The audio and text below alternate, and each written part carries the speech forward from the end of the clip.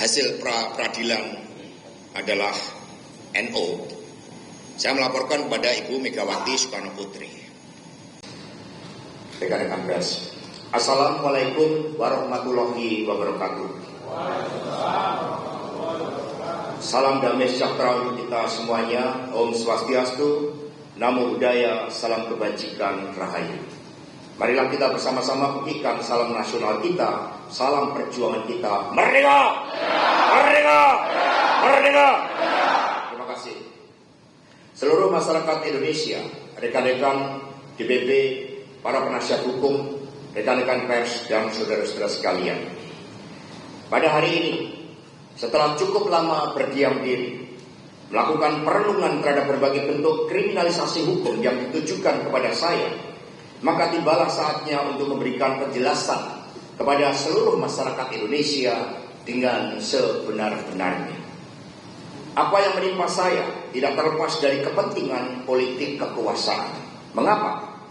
Sebab banyak pakar hukum yang telah melakukan kajian, bahkan suatu eksaminasi hukum dan fokus group discussion terhadap putusan atas nama Wahyu Setiawan, Agustiani Tio Fridelina, dan Saiful Bahri, sebagaimana telah dilakukan antara lain oleh Profesor Dr. Amir Ilyas, Profesor Dr. Eva Ahyani Sulfa, Profesor Dr. Ridwan, Dr. Khairul Huda, Dr. Mahrus Ali, Dr. Beni Harmoni Hereva, Dr. Aditya Wiguna Sanjaya, Dr. Maradona, dan Dr. Idul Rizkan, dan lain-lain.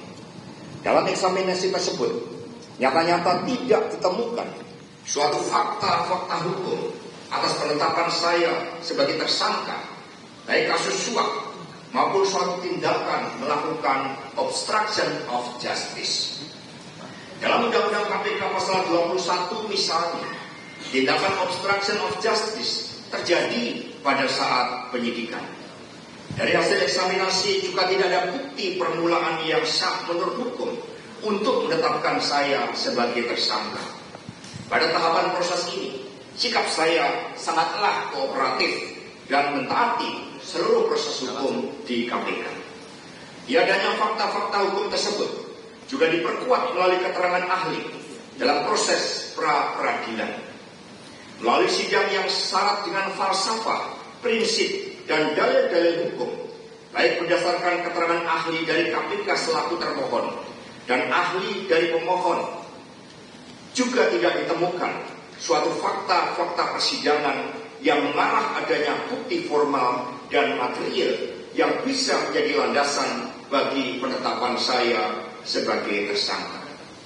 Nah, karena itulah kami juga men-challenge atas keputusan pra-peradilan tersebut kepada para ahli hukum untuk melakukan eksaminasi terhadap seluruh dalil gugatan pemohon, jawaban termohon, dan keterangan para saksi, para ahli dalam pra-peradilan tersebut. Jadi ketika hasil pra-peradilan adalah NO, saya melaporkan kepada Ibu Megawati Soekarno Putri. Lalu Ibu Mega mengatakan, memberikan semangat kepada kami semuanya dan mengatakan, jangan khawatir, keadilan akan selalu menemukan jalannya. Jangan pernah khawatir, karena kita punya nafas perjuangan yang panjang. Jadi Ibu Mega mengatakan kita punya nafas perjuangan yang panjang. Ini yang tidak mereka lihat. Dalam eksaminasi tersebut, nyata-nyata tidak ditemukan suatu fakta-fakta hukum atas penetapan saya sebagai tersangka kasus suap maupun suatu tindakan melawan obstruction of justice. Jadi itu perlu kami tegaskan kembali.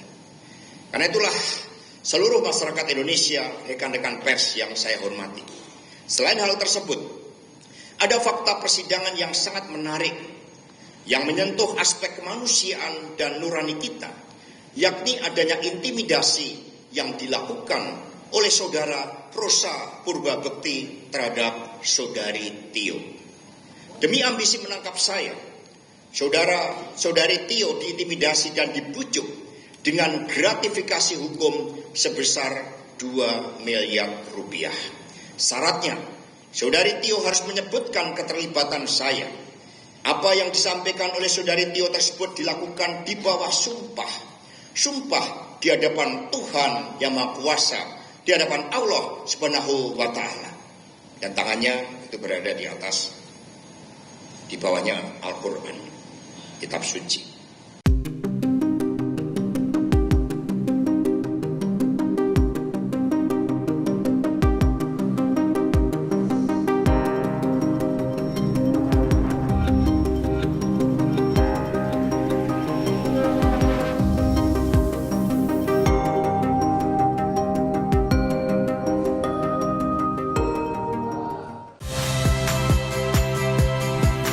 Saya Tifa Solesa. Saksikan program-program Kompas TV melalui siaran digital, pay TV, dan media streaming lainnya. Kompas TV, independen, terpercaya.